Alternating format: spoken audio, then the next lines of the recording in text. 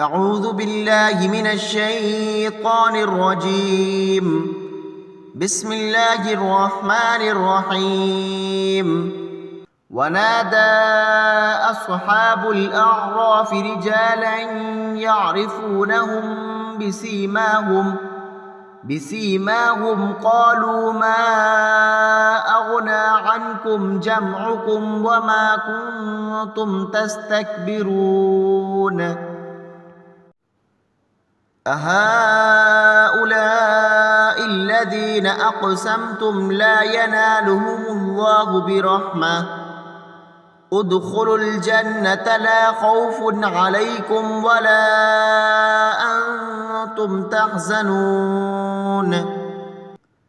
ونادى أصحاب النار أصحاب الجنة أن أفيضوا علينا من الماء يوم ما رزقكم الله.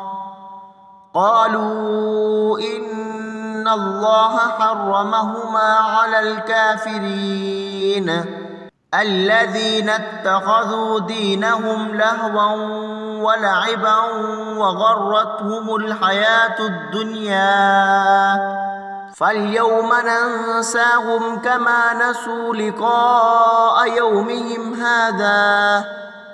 يومهم هذا وما كانوا بآياتنا يجهدون.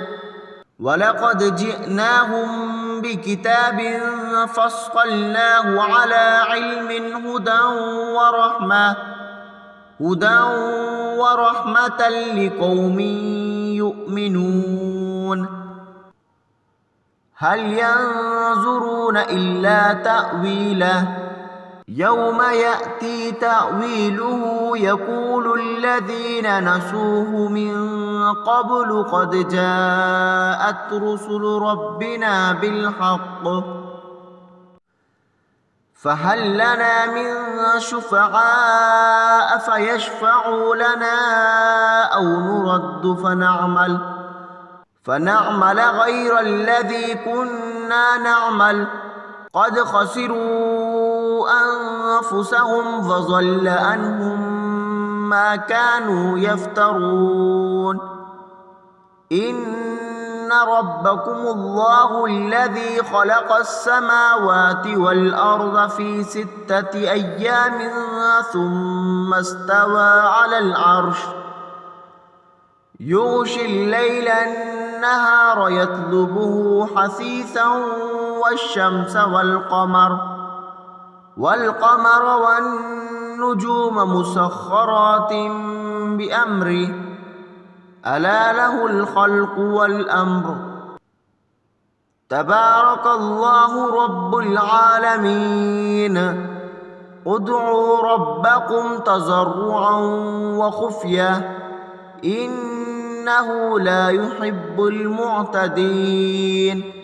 ولا تفسدوا في الأرض بعد إصلاحها وادعوه خوفا وطمعا إن رحمة الله قريب من المحسنين.